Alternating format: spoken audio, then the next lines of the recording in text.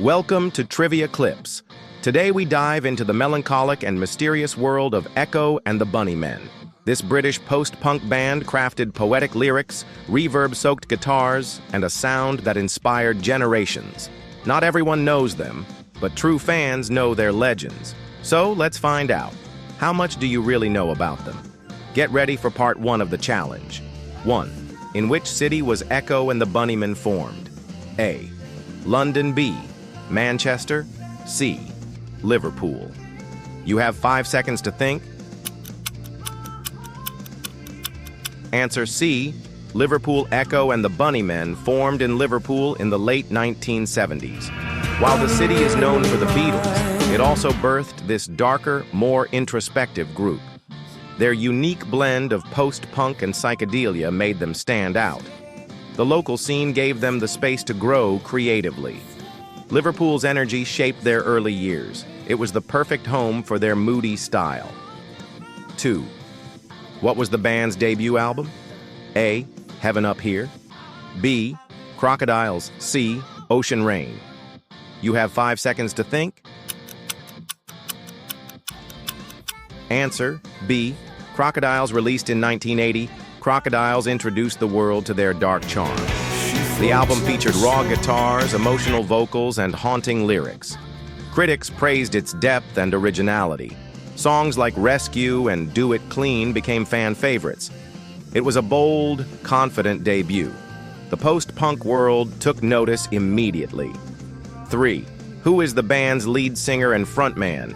A. Ian Curtis. B. Ian McCulloch. C. Mark Burgess. You have 5 seconds to think.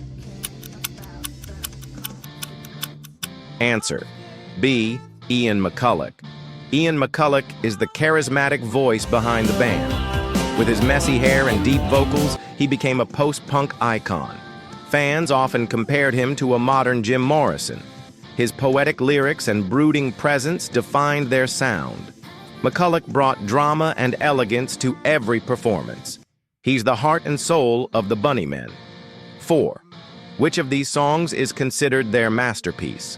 A. The Cutter. B. Lips Like Sugar. C. The Killing Moon. You have 5 seconds to think. Answer C. The Killing Moon. Released in 1984, The Killing Moon is their signature track. Its lush arrangement and haunting lyrics made it unforgettable. The song feels like a dream wrapped in shadows. It's often featured in films and shows for its timeless mood. Even casual listeners recognize its eerie beauty. It's their most iconic and emotional creation. 5.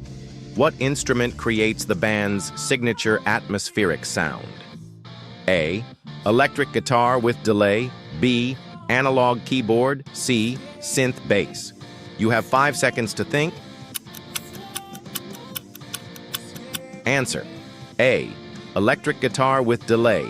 Guitarist Will Sargent crafted dreamy textures with delay and reverb. His style wasn't flashy. It was hypnotic and immersive. The guitar became a landscape, not just a melody. It influenced bands like U2 and Radiohead years later. His sound gave the band emotional depth and mystery. It was their sonic signature. 6. Which band was a friendly rival of Echo and the Bunnymen in the 80s? A. Joy Division. B. The Smiths. C. The Teardrop Explodes. You have 5 seconds to think. Answer C. The Teardrop Explodes. The two bands came from the same Liverpool scene. Ian McCulloch and Julian Cope were friends before their careers took off. As their bands grew, a creative rivalry emerged. It pushed both to write better, more daring music. Their competition was artistic, not hostile. It added fire to the post-punk movement. 7. Which album features a full orchestra and was recorded in Paris? A. Porcupine. B. Ocean Rain. C. Evergreen. You have 5 seconds to think. Answer B. Ocean Rain. Ocean Rain was released in 1984 and embraced lush orchestration. The band recorded it in Paris with a full string section. It includes songs like Silver, Seven Seas, and The Killing Moon. The sound was cinematic and majestic. McCulloch once called it the greatest album ever made. Fans still see it as a masterpiece. Nice job! You made it through the first half of the challenge, but don't stop now. The mystery only deepens from here. Echo and the Bunnymen are more than one hit or one mood. In Part 2, we'll explore their evolution, rebirth, and lasting impact. If you're feeling the vibe so far, drop a comment and let us know. And hit subscribe, because the second half is about to get even better. You've stepped into the moody, poetic world of Echo and the Bunnymen. Now let's see if you can finish strong. This is Part 2 of our trivia challenge. Keep your focus. Some of these go deep. 8. Which album marked the band's comeback in the 90s? A. Evergreen. B. Flowers. C. Meteorites. You have 5 seconds to think. Answer: A. Evergreen. After a hiatus and several lineup changes, Evergreen marked the band's return in 1997. It reintroduced Echo and the Bunnymen with emotional depth and artistic maturity. The single "Nothing Lasts Forever" became a modern fan favorite. Critics praised their ability to evolve while keeping their essence. The album showed they still had creative fire. It was a graceful and powerful comeback. 9. What visual style defined the band in their early years? A. Colorful psychedelia. B. Elegant goth. C. Dark minimalism. You have 5 seconds to think. Answer: C. Dark minimalism. In their early days, Echo and the Bunnymen embraced a stark, moody visual aesthetic. They wore dark clothes, used dim lighting, and created an air of mystery on stage. Their look matched the haunting, introspective nature of their music. This style influenced many future alternative and indie bands. It proved that presence didn't need excess. Their minimalism made a lasting impression. 10. What other genre did they subtly blend into their sound? A. Scottish folk. B. Classical music. C. 1960s psychedelia. You have 5 seconds to think. Answer: C. 1960s psychedelia. Echo and the Bunnymen fused post-punk with psychedelic influences from the 1960s. Their music echoes the Doors and the Byrds, with swirling guitar textures and surreal lyrics. This blend gave their songs an eerie but nostalgic edge. It created a timeless quality that set them apart. The mix of darkness and dreaminess became their trademark. It added magic to their melancholic sound. 11. Which modern band has cited Echo and the Bunnymen as an influence? A. Coldplay. B. Foo Fighters. C. The Black Keys. You have 5 seconds to think. Answer: A. Coldplay. Chris Martin of Coldplay has publicly praised Echo and the Bunnymen's influence on his band. Their emotional melodies and atmospheric sound helped shape Coldplay's style. Bands like Interpol and The Killers have also drawn inspiration from them. Their impact extends far beyond their own era.